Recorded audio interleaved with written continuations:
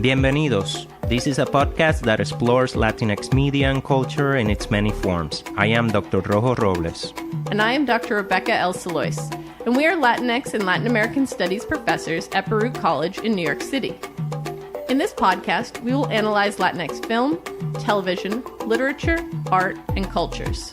We will consider how these works are perceived, analyze them, and investigate the real-world reflections and implication of that work on Latinx cultures in the U.S. and beyond. Welcome to Latinx Visions. Bienvenidas, bienvenidos, bienvenides. Welcome back, everyone. Welcome to Season 7 of Latinx Visions. This season, we are focusing on speculative narratives. We're going to start by defining what speculative fiction and speculative narratives are, since that will be the focus of the season. And then we're going to share some background information on each of the authors and some collections of short stories that we're analyzing today. Well, yours is part of a larger collection by one author, right? Yeah, exactly. It's a series of fictionalized biographies. I will get into that very soon. So during the main segment of the episode, I will be exploring how Chilean writer Roberto Bolaño uses the speculative genre to unpack and critique the influence of fascism in Las Américas, and Rebecca will consider the ways in which monster stories can be rewritten as a tool of women's empowerment. As we have done in the past season, we will wrap up with a section in which we connect the short story choices we have made to one another. So first up, what is speculative fiction? Well, speculative fiction is a broad genre that explores possibilities and impossibilities. They are, one might say, the sort of like what-if stories about our world and beyond. Speculative fiction includes several subgenres, including science fiction, fantasy, horror, alternate histories, magical realism, and more.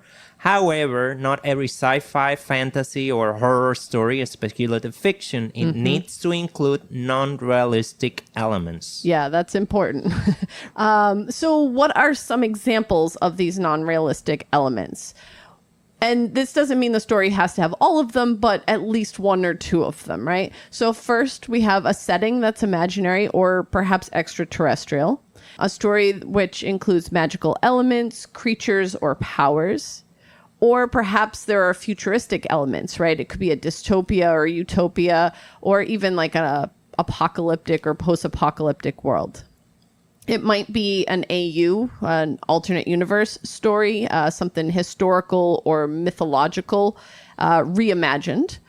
Or there could be imaginary monsters or other living beings, or even characters who wield special powers. So there's a lot of things it could entail, but it doesn't need to have all of it. Yeah.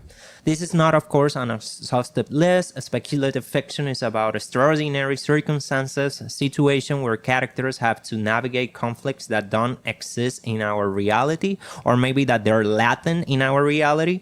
But it should be noted that speculative fiction will often incorporate varying degrees of real-world factors.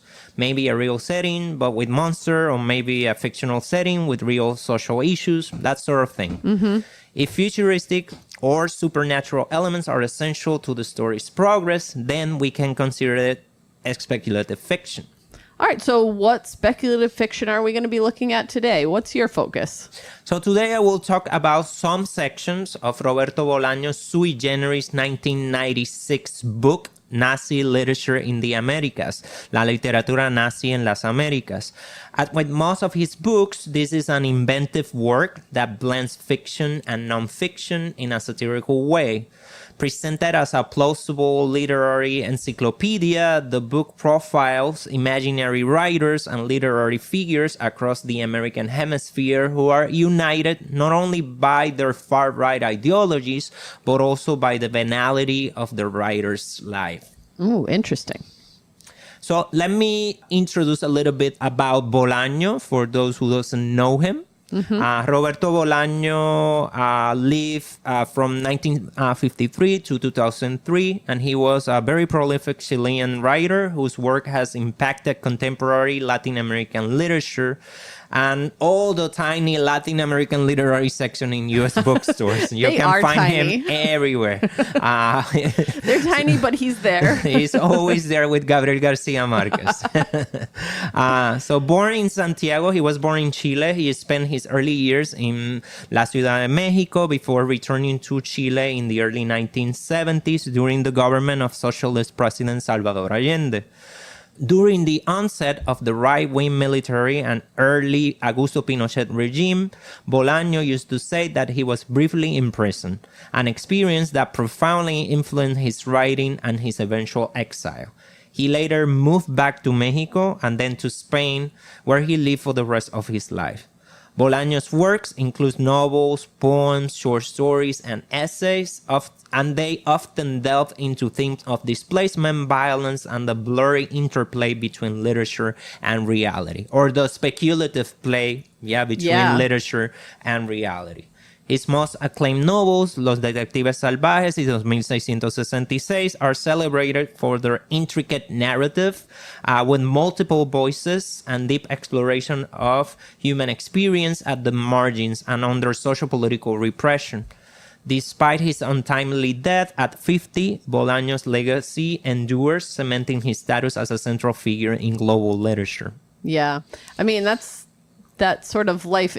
I don't know how it couldn't influence your writing if you're a writer. Mm-hmm. So I'm going to be looking at something a little more contemporary. It was published just last year, 2 years ago.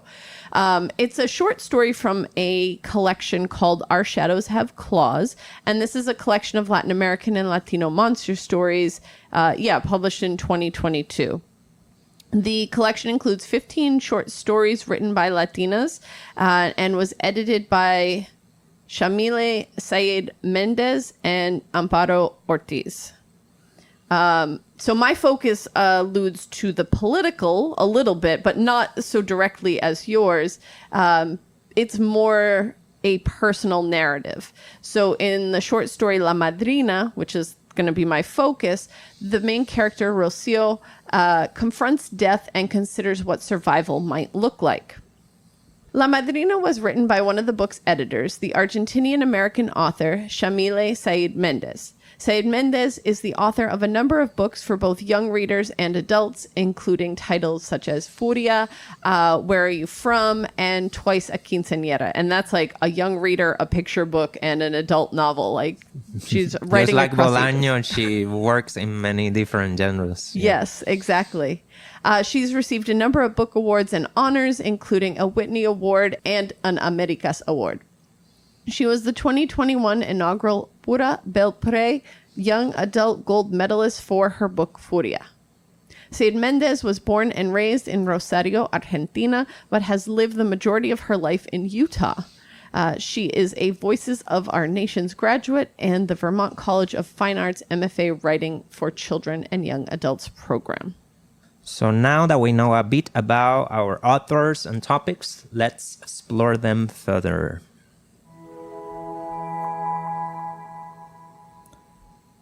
I'm going to start with a little context on the book La Literatura Nazi en las Américas.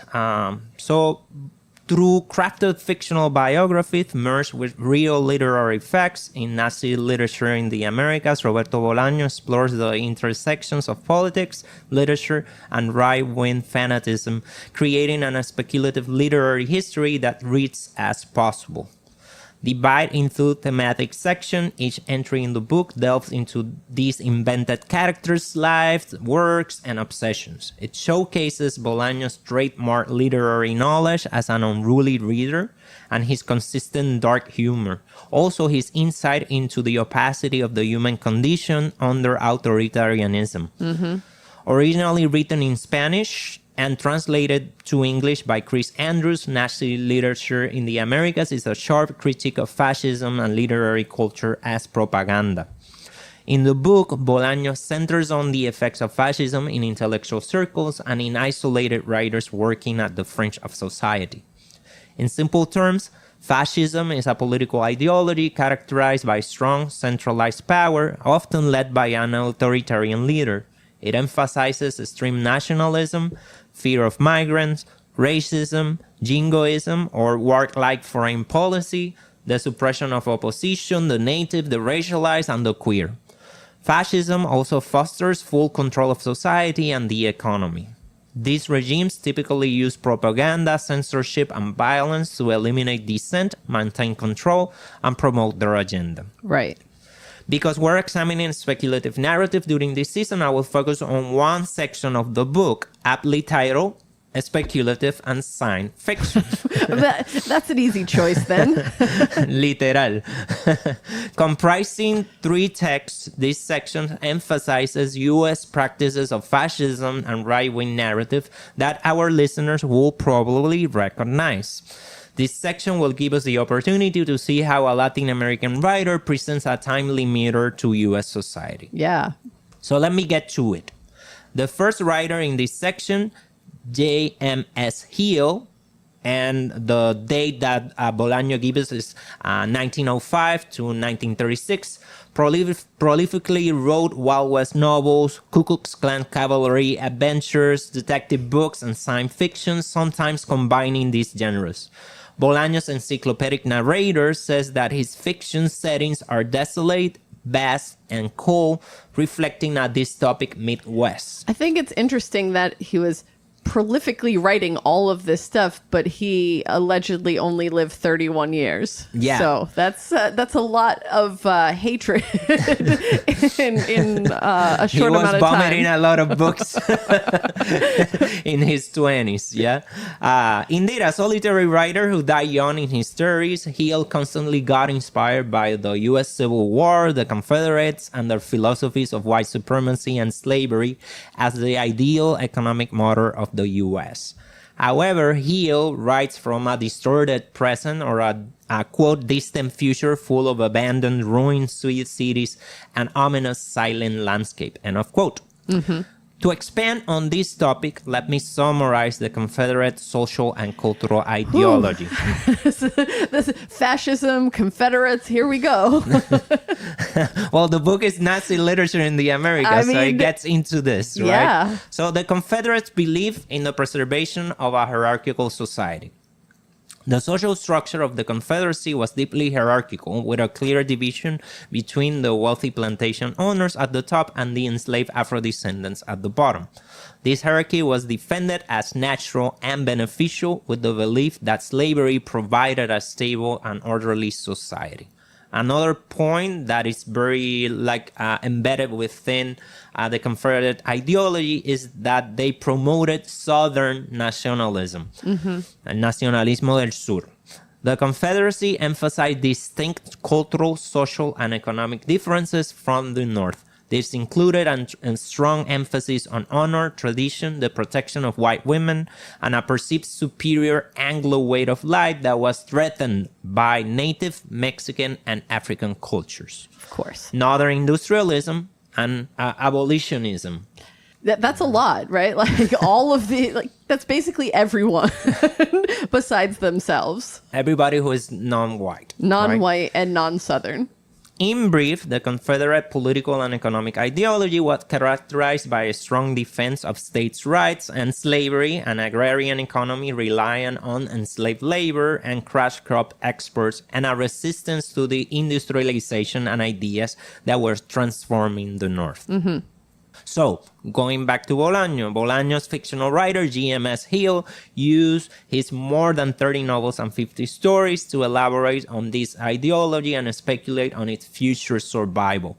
Bolaño's narrator tells us that Hill's narratives are dedicated to heroes and titans in long expeditions who traverse and dominate vast landscapes and the native population. Hill obviously believes in the myth of manifest destiny, which advances the conception that it was the clear and obvious fate of the United States to expand its territory across North America. Inspired by the European conquest of the Americas and Africa, this belief was popular in the 19th century. It was used to justify the country's westward expansion at the expense of Native American lands. People who supported manifest destiny, like the fictional Hill, believed that this expansion was inevitable and a righteous thing, bringing progress and civilization. For Hill, who worked in the speculative genre, the future still holds the promise of an ideal republic based on these notions. Wow. Bolaño's narrator also discusses another branch of Hill's fictions which takes place in interplanetary realms. Okay, we're switching gears here. Yeah, these galactic spaces are not exempt from racist configurations. Of course. Hill's fictions argue for the belief in the inferiority and savagery of local population, the elimination of migrants, and the urgent need for colonization. Through this biography, Bolaño contextualizes how the pulp genres allow the circulation and expansion of colonialist and racist tropes. Bolaño implicitly suggests that these playbooks were central to the U.S. neocolonial expansion through corporations and itinerant military interventions in Latin America and the Caribbean. Mm-hmm. In this sense, fiction is not an independent fantasy space, but a platform to amplify and justify colonialism and the resentment against racialized people. It's interesting because we often think about science fiction as like progressing society. But when you really get down to a lot of science fiction writing, it is about issues of colonization. It's a reflection of what's happening. Of society and the politics of the time. Exactly, right. So when it's written and what it's written about, they might not be the same thing, but they're sending the same message. So let me get to the second writer or second text of that section on speculative fictions. So the second writer in Bolaño's speculative and science fiction section is Zach Southernstern, who lived in 1962 until 2021. Okay. And remember that the novel was published in 1996, so he was also like speculating about the future here. Oh, that's right. That's right. Based in Los Angeles, Southernstern wrote 3 interconnected sagas of more than 10 books unified by the character of Gunther O'Connell and his mutant dog Flip. Sure. Yeah.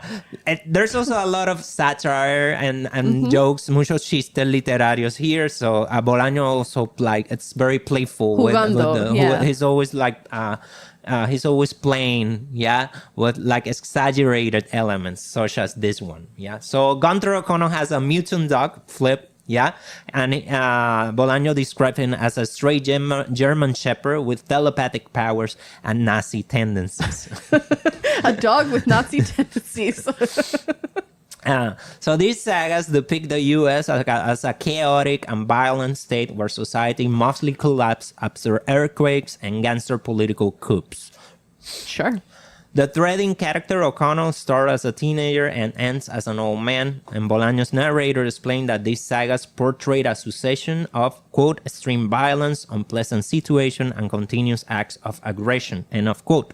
Southernstern doesn't use this backdrop to spell moral lesson or suggest solution.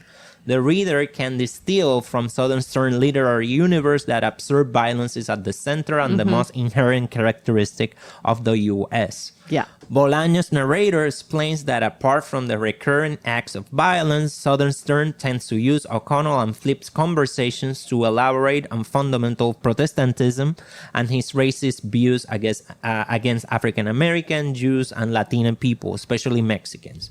These groups are seen in his works as hordes who are invading and devouring everything in their path. These supposed barbarians destroyed the remnants of U.S. civil life. Wow. Of course, understood through whiteness. Of course, yeah.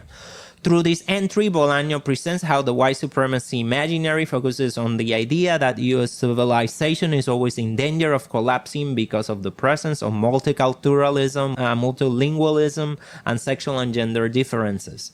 Reminiscent of most Westerns, the lone white hero must survive all the paranoias created and repeated by fascist fearmongers. In a terrible premonition, Southernstern articulates that a needed change to the ruined world will only come through a full Nazi government, the Fourth Reich. Wow. I mean, he's not like pulling any punches here. He's really going for the jugular. Yeah, and Bolaño sometimes get really intense in that way. Yeah, as a warning. Yeah.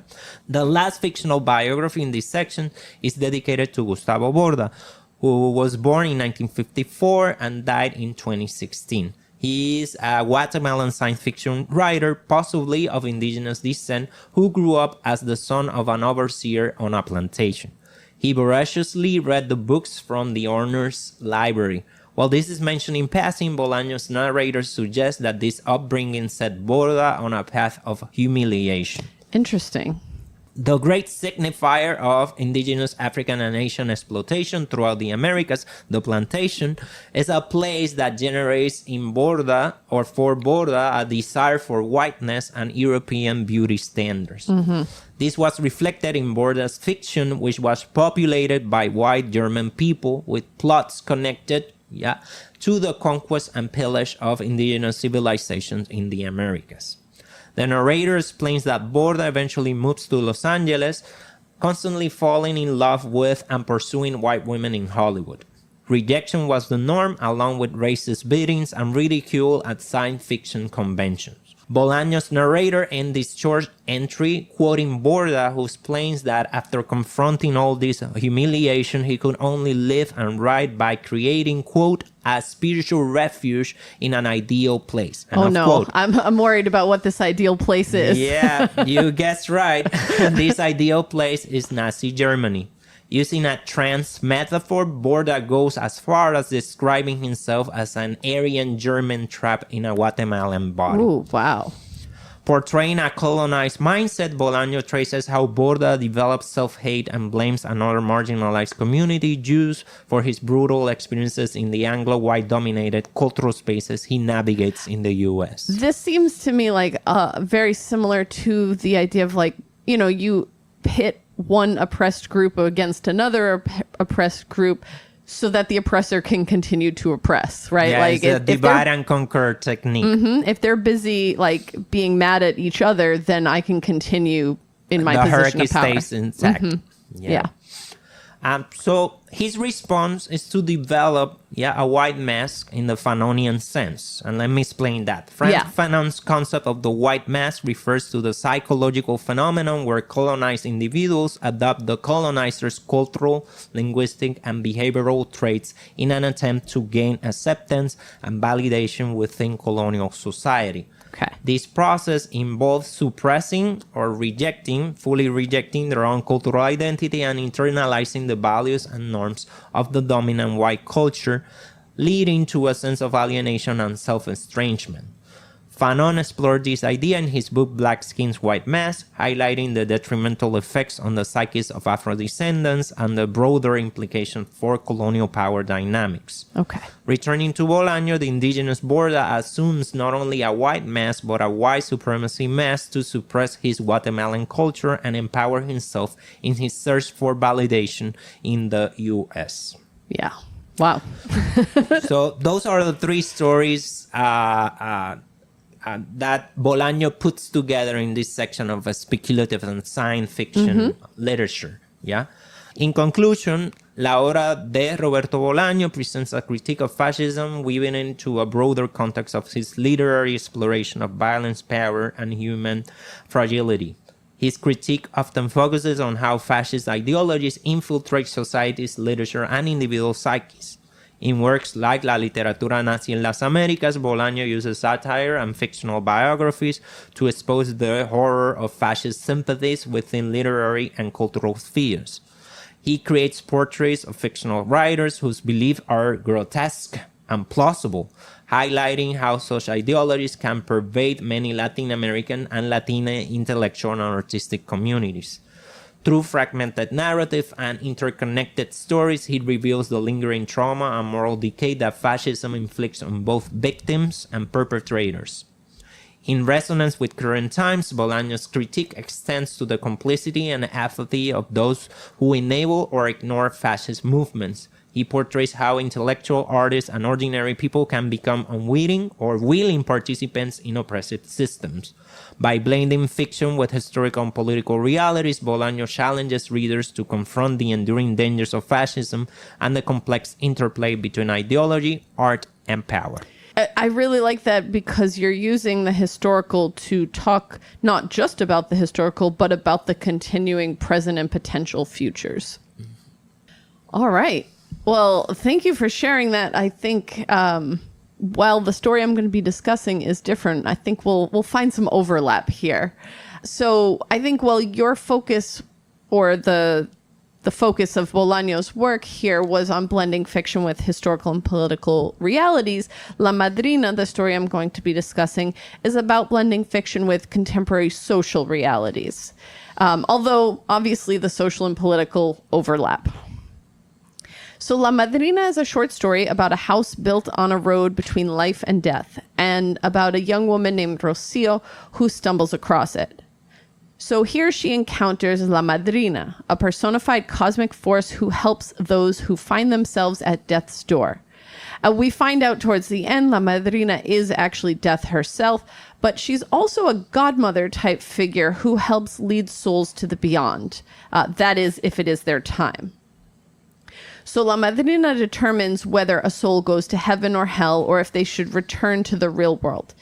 In rare occasions, as with our protagonist, she allows someone to stay on as an assistant.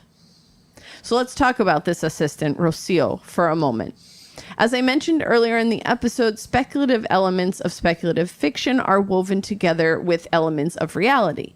In this case, the reality is quite dark.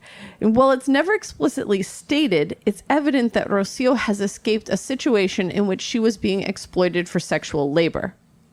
The story opens up with our protagonist being abandoned on the side of the road by a lower level pimp of sorts. At least that's what we can kind of figure his role is. He's like a middleman. Rocio has given up on life at this point. She's abused and battered and feels as though she cannot be fixed. She states, "I was done with life, done. Heaven wouldn't want me all ruined like this in body and soul, and I was tired of hell." So basically, she feels as though heaven is an impossibility for her and that she's already actually lived through hell. So like there isn't going to be something worse. And she wants nothing to do with that. So this is where she's kind of at this line of like, well, I don't really want to die. I'm done with life, but I don't necessarily want to die. For her, reality is hell. So let's bring in the speculative elements. In this case, the speculative is hope. When reality seems impossible to survive, creating a universe with a sort of quote-unquote fairy godmother type figure provides both the reader and the narrator with something good to hold on to, right? Something positive. Our first real speculative element comes in the form of the yellow light from the fireflies. While the Rocio fears the light, it leads her to the house where she'll find safety. She's ready to give up, to close her eyes and never wake up. And while fireflies are not magical in and of themselves, their role here as guides to finding help is borderline supernatural.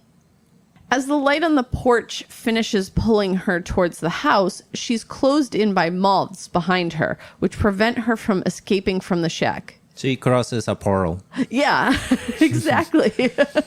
That's a great way of putting it. And there's many portals in this story. Yes. Yeah. You will talk about that. I'll get there. I will.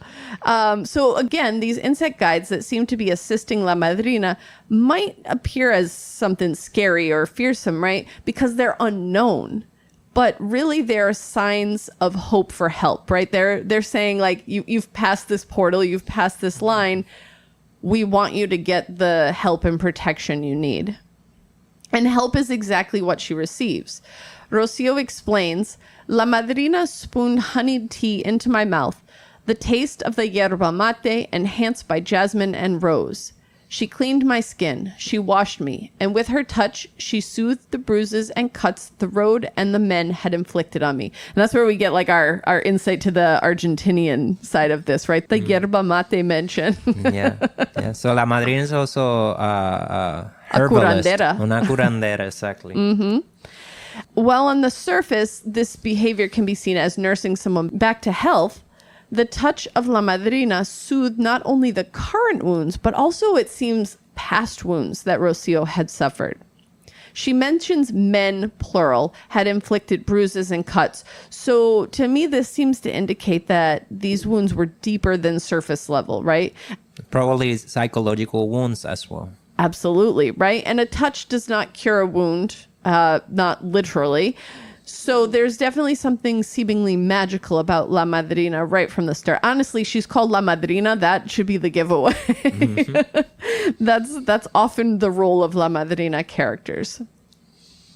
So Rocio sleeps, and when she wakes up, she's uncertain if it's the next day or like how long she's slept, how long she's been there, because her wounds seem to be gone, but she feels like she only arrived the night before. So the time passing is very unclear here. She sees a line of people of all ages waiting to be directed by La Madrina, who leads them through a door to a room. Another portal. Yeah, exactly. So in her first day there, when she sees the people passing through the door, Rocio notes that one of two things seems to happen. Either there's a darkness and the sounds of torture, or there is a soft yellow light, which she seems to think is like soothing, welcoming. Now, no one who enters the room returns, but not everyone passes through the door. La Madrina sends some of the people waiting in the line back out into the world. And then there are people who resist passing through the door. They're not ready, right? Others resist going back to where they came from. They want to pass through the door. And some willingly and openly accept the path La Madrina chooses for them. No one gets to stay. No one except Rocio, that is. So it's also like about how different people react to the possibilities of death. Yes. Yeah. And I find it interesting that there's people of all ages, all social classes. They're all dressed differently. They all have clearly experienced different lives. It's not just like a lineup of people from one age group or one gender or something like that, right? Death comes for everyone. That comes for everyone indeed. Okay. So here, of course, the implication is that we've all figured out, right? La Madrina helps guide people towards death or life. She sends them back into the world if it's not their time. And if it is, they pass through the door. But what happens to them is not her choice. It is seemingly a reflection of their actions in life. Now, Rocio grows curious, and when she begins asking questions, La Madrina tells her, "That's good. Curiosity means life. But beware, it can be dangerous too." Rocio is not going through the door, at least not yet. Like, La Madrina is not sending her through. What she does instead is take her on as an assistant. Now, this is something that she claims to have not done for a very long time, but clearly she sees something in Rocio. That curiosity that she sees means a chance to learn. Rocio's job is to lead the people to wherever La Madrina dictates and to never disobey. And she says in the story, like, she has no intention of disobeying. And as she helps out, she comes to learn that the room actually looks different for every person who passes through it. She's curious at this point, but she's still not ready to ask questions. So note obedience and not asking questions at this point in the story. But then there comes a day where a number of young women and girls arrive, all covered in bruises, who all pass through the door. Rocio recognizes one of them, and this pushes her to finally ask questions. She learns that people either go to the beyond or back home. She also learns that death is a labor of love, and that while a mother brings you into the world, a godmother ushers you out. Rocio's curiosity continues to grow until one day she does disobey. Right? Again, remember, she had obedience and she wasn't like asking questions out loud. So now she disobeys. When La Madrina tells her to usher a woman through the door, Rocio instead shows the woman how to return to her life. Well, La Madrina seems to disapprove of what Rocio has done. She's not angry. And you almost wonder if it was kind of intentional, like it was a test in this case. Yeah, it's kind of like, it is suggested. Yeah. She tells Rocio that when her time comes, she will lead her through the door. But it's clearly not Rocio's time, as she now decides that she's ready to leave the cottage, right? It's her time to go back home, in a sense. But I think it's more like moving forward than going back for Rocio. La Madrina blesses her as she retraces her steps back to the road she came from. La Madrina provides a soothing balm before sending the young woman back on her quest. A quest for life this time, not death. At one point, Rocio turns to look back at the house and notices that it has disappeared. I think that would be like, maybe our fourth portal now or third portal, whatever portal we're at. The portal is closed, yeah. Yeah. As she continues along, she notices that her injuries have returned. But now she has a different mind frame about it. Exactly. Right? So this begs the question, how long was she at the cottage? But also, was there ever really a cottage? Is death or La Madrina a monster? Can monsters be good? Or maybe a better question is, who are the real monsters in this story? So Rocio may be injured still, but she knows that she's walking towards life and that she has, in essence, been given a second chance. So what will she do with it?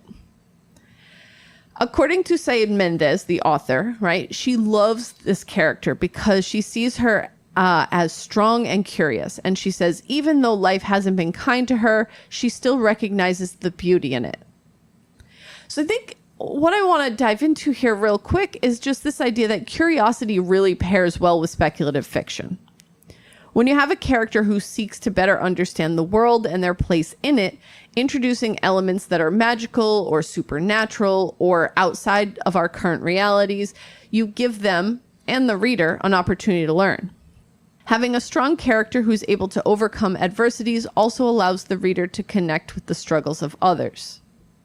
And so, while La Madrina is not fully a horror story in the traditional sense, it is a monster story, right? Which can be horrifying or terrifying. And just a side note to differentiate the two, right? Horror is the feeling that follows a frightening situation, while terror is the anticipation of a horrifying situation. It's also a spiritual story. It is. It is a spiritual story. It could be read through the perspective of a spirituality and even religion. Yeah. Well, and I think a big part of that comes back to questioning who is the actual monster, right? Like, La Madrina is the supernatural force, but is she the monster, right? And I'll get to that in just a moment. So why do people like these kind of stories? What causes them to gravitate towards horror stories and monster stories, or even these sort of supernatural spiritual stories? For one, it can be mentally stimulating. It can also be a safe way to satisfy one's curiosity about the dark side of humanity. Interestingly, for me anyway, in this particular story, we're more so escaping the dark side of humanity, right? If the real monsters are the men who hurt Rocio, then her time with La Madrina is a reprieve from that reality.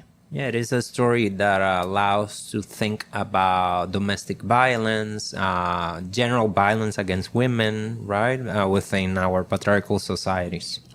Exactly, right? This particular story provides the readers and Rocio with a novel experience that wouldn't happen in the real world.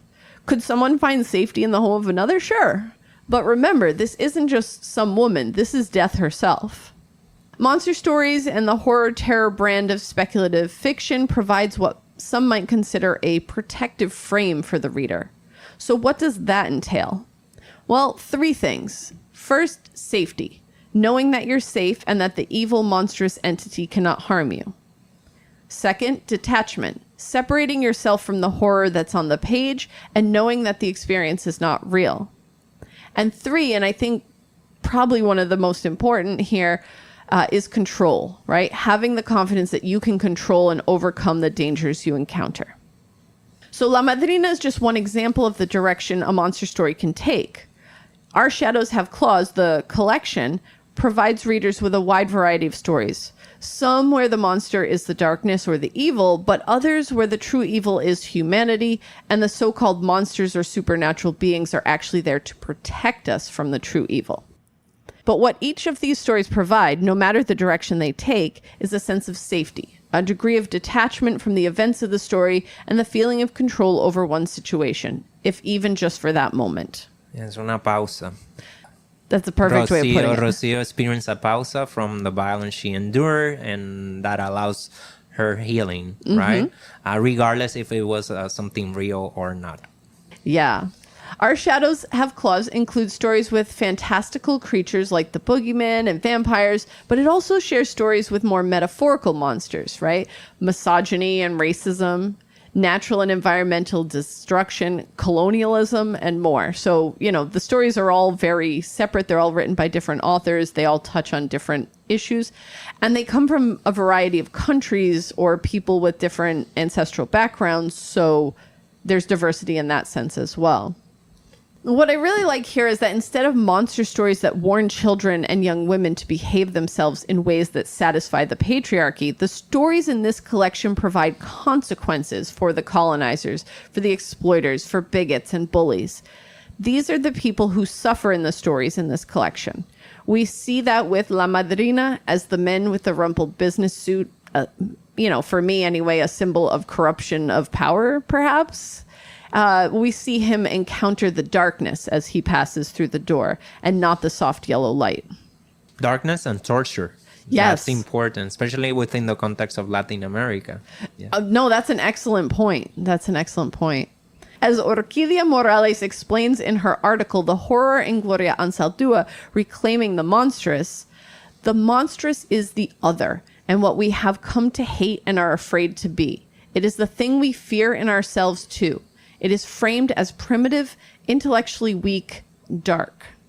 So with this story being written by a woman and featuring a female protagonist, it's not shocking that the other in this case, which normally we think of as the more marginalized group, but in this case, I think the other is the patriarchy, right? It's misogyny. And perhaps it's even a bit of internalized misogyny, right? As we see Rocio believing that she is not worth it. Her life is not worth it. There's no alternative to the type of life she's leading with these men. Yeah, no escape. Exactly.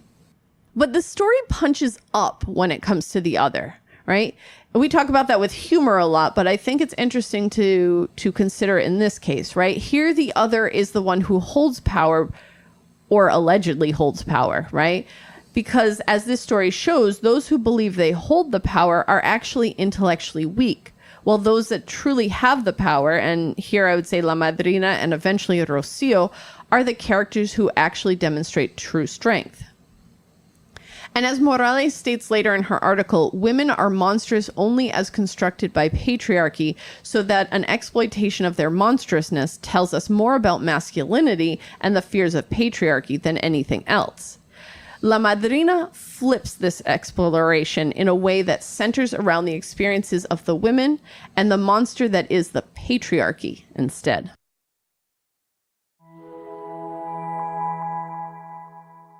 All right, so let's connect these. I think the first thing that came to my mind was a critique of systems of power and oppression, specifically fascism and patriarchy. Yeah, those two words are the keywords, the two main concepts that are like embedded within these fictions. Mm-hmm. Yeah, speculative fiction is often considered a safer space to critique these systems of power and oppression. When a story is completely reality-based, there's a greater risk for condemnation from those exact systems of power that are being critiqued.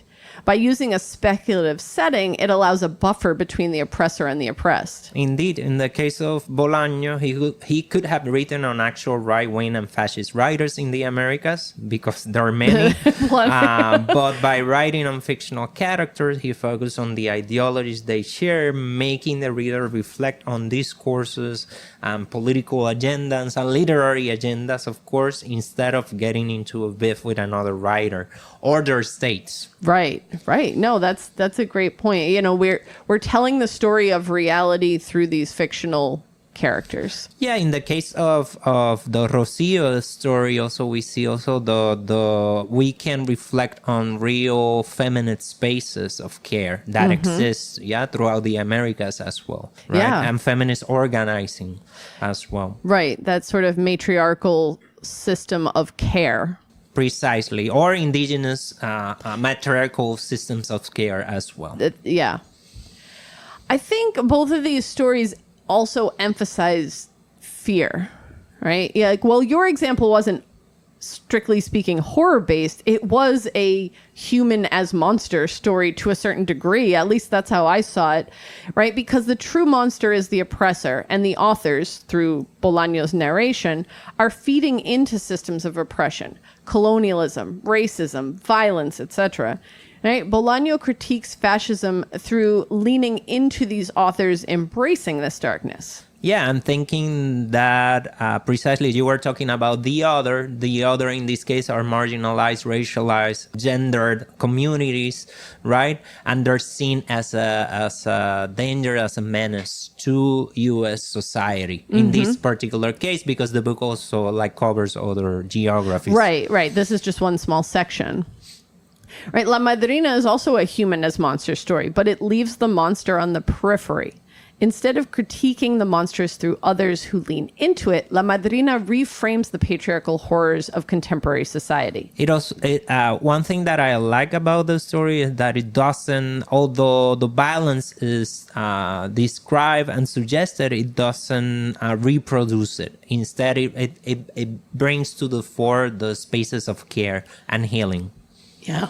You said it well. La Madrina focuses more on healing and the creation of feminist spaces of support connected to nature. Yeah, and that is also like very important. And I read also as also like a hint towards indigeneity. Yes. And but also a space of self-reflection. I think that was also like very important, that we all need spaces in which we can grow through self-reflection. And Rocio has that opportunity through that pause, whatever that pause was. Yeah, right? We have no idea how long it was, whether it was real, whether it was like she was just maybe it was knocked just out like on the side of the glimpse road. of a moment while she was like lying on the floor, right, after the quote unquote accident, right, Yeah. that she had on the road. But it was an important moment of self-reflection and healing.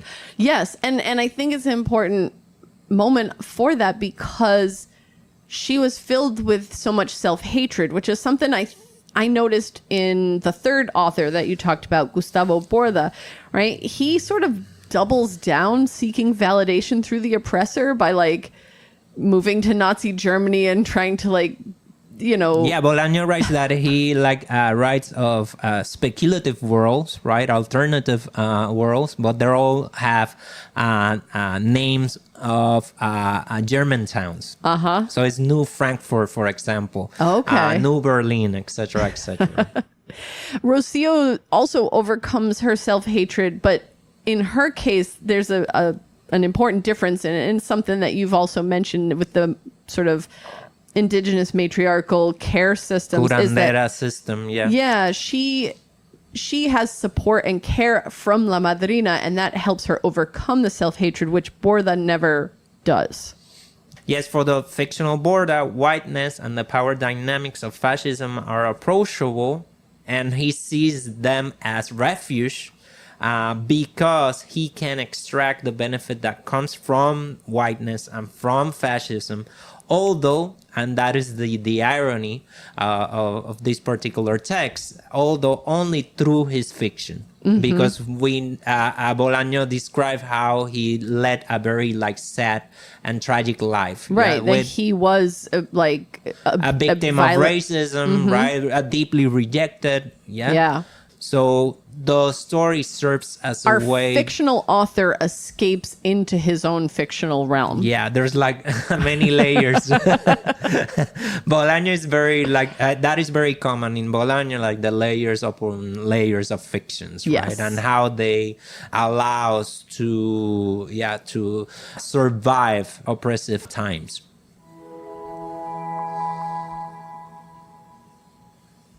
Thanks for joining us for this episode. Remember, you can also share your thoughts by contacting us on social media or by email. You can follow the podcast on Twitter and Instagram at Latinx Visions. Our email address is latinxvisions@gmail.com. Be sure to subscribe to us wherever you get your podcasts and share us with your friends and family. Subscribe and leave a 5-star review. This is Rojo and Rebecca signing off. Estamos a la escucha. Dale. Until next time.